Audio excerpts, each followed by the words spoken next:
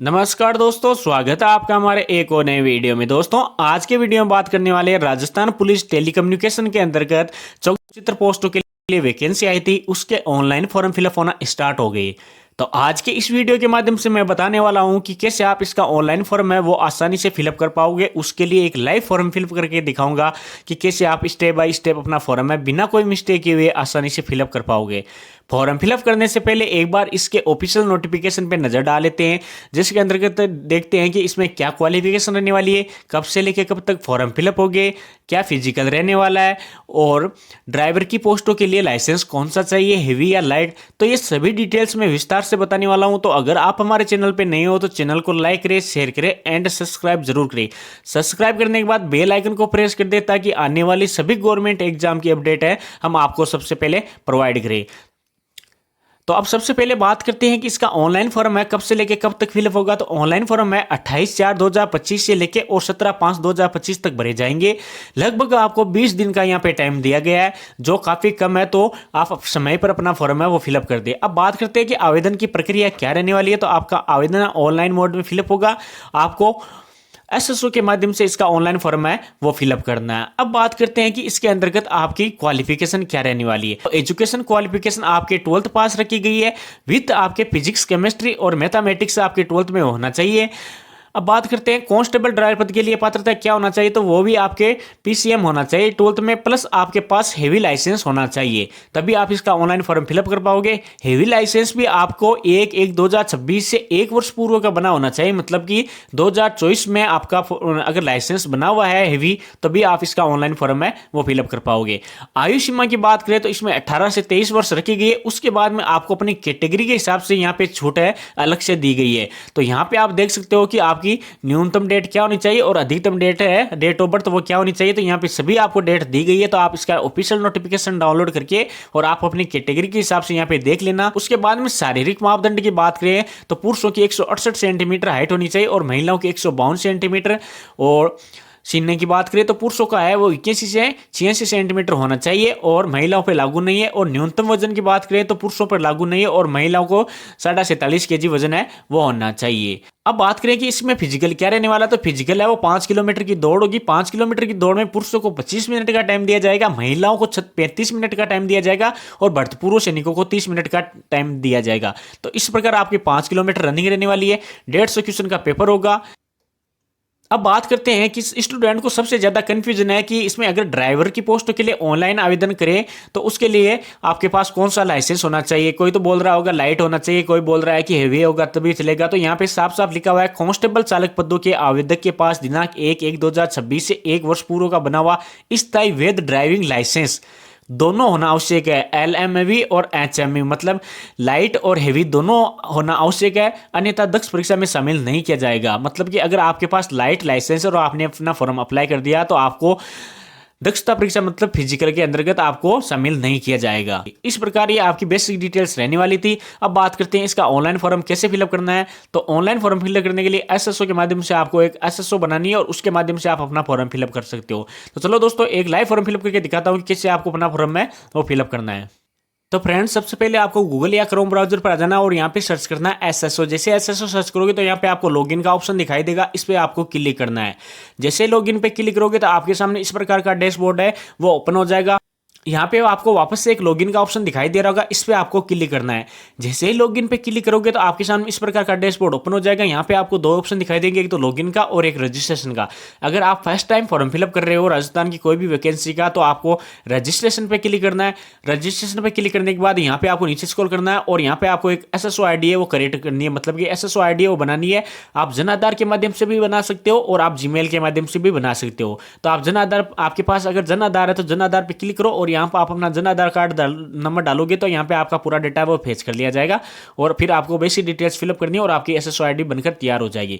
उसके बाद में आपको वापस से लॉगिन पे क्लिक करना है। वापस लॉगिन पे क्लिक करने के बाद यहाँ पे आपको अपनी एसएसओ आईडी डालनी है, यहाँ पे पासवर्ड डालना है और यहाँ पे ये कैप्चा डाल के आपको लॉगिन कर लेना है। तो फ्रेंड्स, जैसे आप एसएसओ आईडी, पासवर्ड और कैप्चा डाल के लॉगिन पे क्लिक करोगे तो आपके सामने इस प्रकार का डैशबोर्ड ओपन हो जाएगा। यहाँ पे आके आपको सबसे पहले क्या करना है, आपको ओटीआर ई केवाईसी करनी है, मतलब कि आपको अपनी फोटो है, लाइव फोटो, वो अपडेट करनी है। तो वो अपडेट करने के लिए सबसे पहले आपको रिक्वायरमेंट पोर्टल पे क्लिक करना है। रिक्वायरमेंट, जैसे आप रिक्वायरमेंट पोर्टल पे क्लिक करोगे तो आपके सामने इस प्रकार का डैशबोर्ड ओपन हो जाएगा। यहाँ पे आपको ऊपरी ऊपर एक वन टाइम रजिस्ट्रेशन का ऑप्शन दिखाई दे रहा है, इस पे क्लिक करना है। जैसे आप वन टाइम रजिस्ट्रेशन पे क्लिक करोगे तो आपके सामने इस प्रकार का डैशबोर्ड ओपन हो जाएगा।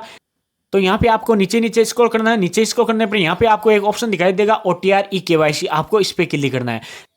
जैसे आप इस पे क्लिक करोगे तो आपको यहाँ पे अपनी नीचे स्क्रॉल करना है और यहाँ पे आपको अपनी फोटो है वो अपडेट करने का यहाँ पे ऑप्शन दिखाई देगा। तो मेरी पहले से ये फोटो अपडेट कर दी मैंने, तो यहाँ पे वो ऑप्शन दिखाई नहीं देगा, लेकिन आपको एडिट फोटो का ऑप्शन दिखाई देगा। तो आपको इस पे क्लिक करना है और आपको अपनी फोटो यहाँ पे वापस से एक बार है इसे अपडेट करनी है, तभी आपका फॉर्म है वो फिलअप हो पाएगा, अन्यथा फॉर्म फिलअप नहीं हो पाएगा। तो फोटो अपडेट करने के बाद वापस से आपको यहाँ पे जाना है और यहाँ पे आपको बैक एसएसओ पे क्लिक कर देना है।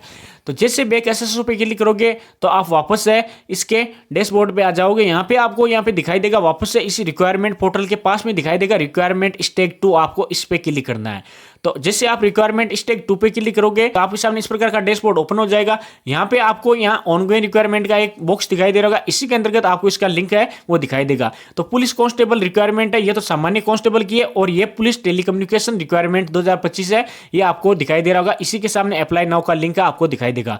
तो आपको इस अप्लाई नाउ पे क्लिक करना है।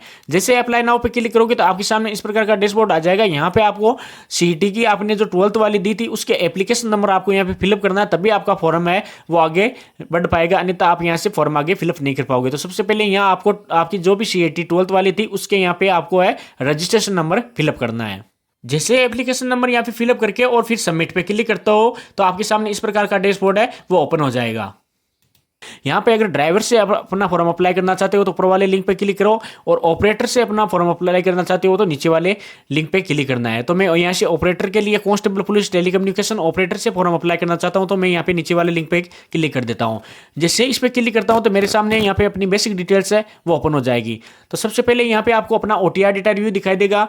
आपने जो भी वन टाइम रजिस्ट्रेशन कर रखा है उसमें आपका नाम, आपके पिताजी का नाम, आपकी डेट ऑफ बर्थ और आपकी जेंडर दिखाई देगा और आपकी कैटेगरी दिखाई देगा। अगर इसमें कोई प्रॉब्लम है तो आप अपडेट कर सकते हो, अन्यथा आपको प्रोसेस पे क्लिक कर देना। जैसे प्रोसेस पे क्लिक करोगे तो आपके सामने आपकी बेसिक डिटेल्स आ जाएगी, जैसे आवेदक का नाम हो गया, आवेदक के पिता का नाम, माता का नाम, डेट ऑफ बर्थ और आपका जेंडर और आपकी कैटेगरी, आपके मोबाइल नंबर, आपके आधार कार्ड नंबर, ये सभी डिटेल्स आपको ओटीआर के माध्यम से ऑटोमेटिक फिलअप मिलेगी। तो यहाँ पे आपको अलग से फिलअप करने की जरूरत नहीं है।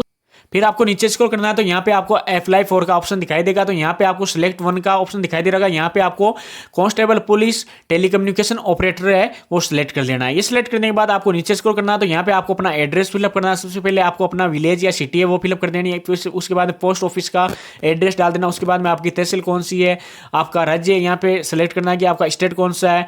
उसके बाद में यहाँ पे सिलेक्ट करना है कि आपकी डिस्ट्रिक्ट कौन सी है, और उसके बाद में यहाँ पे आपको अपने विलेज या सिटी का नाम फिलअप कर देना। उसके बाद में आपको अपने पिन कोड नंबर यहाँ पे डालने और यहाँ पे अपने मोबाइल नंबर डालना है। आपका करंट एड्रेस और परमानेंट एड्रेस सेम है तो आपको इस चेक बॉक्स पे क्लिक कर देना ताकि दोनों में सेम एड्रेस फिलअप हो जाए। उसके बाद में आपको नीचे नेक्स्ट का ऑप्शन दिखाई दे रहा होगा, इस पे क्लिक करना। जैसे ही नेक्स्ट पे क्लिक करोगे तो यहाँ पे आपके पर्सनल डिटेल्स वाला ओपन हो जाएगा। सबसे पहले यहाँ पे आपकी नेशनलिटी दिखाई देगी, फिर आपको अपना होम स्टेट है वो सिलेक्ट करना है कि आपका होम स्टेट कौन सा है। उसके बाद में होम डिस्ट्रिक्ट सिलेक्ट करनी है कि आपकी होम डिस्ट्रिक्ट कौन सी है। उसके बाद में आपको होम ब्लॉक सिलेक्ट करना है कि आपका होम ब्लॉक कौन सा है। उसके बाद में आपको तहसील है वो सिलेक्ट करनी है कि आपकी तहसील कौन सी है। और उसके बाद में आपको यहाँ पे अपना विलेज है वो सिलेक्ट करना है कि आपका विलेज कौन सा है, तो वो विलेज सेलेक्ट कर लेना है। उसके बाद में आपको यहाँ पे दिखाई देगा कि आप किसी पूरे देश से स्थापित हो, अगर हो तो यस, अन्यथा आपको नो पे क्लिक कर देना है। उसके बाद में कुछ स्पेशल कैटेगरी आपको दिखाई देगी। स्पेशल कैटेगरी के अंदर सबसे पहले दिखाई देगा कि आप भूतपूर्व सैनिक हो, अगर हो तो यहाँ पे यस, अन्यथा आपको नो पे क्लिक कर देना है। उसके बाद में आपको दिखाई देगा कि आप एनसीसी कैंडिडेट हो, अगर हो तो यस, अन्यथा नो पे क्लिक कर देना है। उसके बाद में आ जाएगा कि आप होमगार्ड में कभी ड्यूटी की है, तो अगर आप होमगार्ड में कभी ड्यूटी की है तो यस, अन्यथा आपको नो पे क्लिक कर देना है। उसके बाद में यहाँ पे नीचे स्क्रॉल करना है और यहाँ पे आ जाएगा कि आप मौजूदा सरकारी कर्मचारी हो, मतलब अभी आप कोई गवर्नमेंट एम्प्लॉय हो तो यस, अन्यथा आपको नो पे क्लिक कर देना है। उसके बाद में आपको यहाँ पे नीचे स्क्रॉल करना है और यहाँ पे आ जाएगा कि क्या आपके पुलिस से संबंधित कोई विषय में डिग्री या डिप्लोमा है, अगर है तो यस, अन्यथा आपको नो पे क्लिक कर देना है। अगर आपके पास पुलिस से संबंधित विषयों में कोई डिग्री या डिप्लोमा है तो आपको 20 नंबर एक्स्ट्रा मिलेंगे, और अगर नहीं है तो आपको यहाँ पे नो पे क्लिक कर देना। उसके बाद में कुछ एडिशनल कैटेगरी आपको दिखाई देगी, इनमें से अगर कुछ लागू होता है तो उस चेकबॉक्स के सामने क्लिक कर देना, नहीं तो आपको छोड़ देना। उसके बाद में यहाँ पे पुलिस चरित्र सत्यापन का ऑप्शन दिखाई देगा, यहाँ पे आएगा कि आपके खिलाफ कभी FIR दर्ज हुई है, अगर हुई है तो यस, अन्यथा आपको नो पे क्लिक कर देना है। तो ये सभी डिटेल्स फिलअप करने के बाद वापस से आपको नेक्स्ट का ऑप्शन दिखाई देगा, इस पे क्लिक कर देना है। जैसे नेक्स्ट पे क्लिक करोगे तो यहाँ पे आपको अपनी एजुकेशन क्वालिफिकेशन का ऑप्शन है वो दिखाई देगा। तो आपको सबसे पहले आपकी 10th की मार्कशीट है उसकी डिटेल्स फिलअप करनी है, उसके बाद में 12th की डिटेल्स है वो सबमिट करनी है। 10th की मार्कशीट में सबसे पहले आपको अपना विशेष समूह है वो सिलेक्ट कर लेना, उसके बाद में नेम ऑफ द बोर्ड, आपके किस बोर्ड से आपने 10th की थी उस बोर्ड का नाम यहाँ पे फिल करना, उसके बाद में आपके रोल नंबर फिलअप करने, उसके बाद में आपका रिजल्ट है परसेंटेज में जारी हुआ है या ग्रेड में जारी हुआ है तो वो सिलेक्ट कर लेना, उसके बाद में किस ईयर है आपने 10th की थी वो आपको यहाँ से सिलेक्ट कर लेना। तो ये सभी detail step by step select कर लेना। उसी प्रकार आपको 12th की मार्कशीट की डिटेल्स यहाँ फिलअप करनी है। यहाँ पे सबसे पहले आपके सब्जेक्ट ग्रुप में आ जाएगा, आपकी साइंस आ जाएगी, फिर आपके नेम ऑफ द बोर्ड आ जाएगा, बोर्ड किस बोर्ड से आपने 12th की थी, उसके बाद में रोल नंबर आ जाएंगे यहाँ पे 12th के, उसके बाद में आपका परिणाम आ जाएगा कि परसेंटेज में जारी हुआ है या ग्रेड में जारी हुआ है, उसके बाद में किस ईयर आपने 12th पास की है तो वो डिटेल्स यहाँ पे आ जाएगी। तो ये सभी डिटेल्स आपको यहाँ पे स्टेप बाय स्टेप है वो सही से आपको अपनी मार्कशीट में दे के और यहाँ पे फिलअप कर देनी है। उसके बाद में यहाँ पे आपको अपने परसेंटेज है वो डाल देने। ये सभी डिटेल्स डालने के बाद आपको यहाँ पे एक चेकबॉक्स दिखाई दे रहा, इस पर क्लिक कर देना। इस पर क्लिक करने के बाद आपको नीचे नेक्स्ट का ऑप्शन दिखाई देगा, इस पर क्लिक कर देना है। जैसे नेक्स्ट पे क्लिक करोगे तो यहाँ पे आपको अपनी आइडेंटिटी अपलोड करने का ऑप्शन दिखाई देगा। यहाँ पे आपको अपनी फोटोग्राफ है वो अपलोड करनी है, उसके बाद में आपको अपनी सिग्नेचर है वो अपलोड करनी है। फोटो की साइज है वो 50 KB से 100 KB के बीच में होनी चाहिए और JPG फॉर्मेट में होनी चाहिए।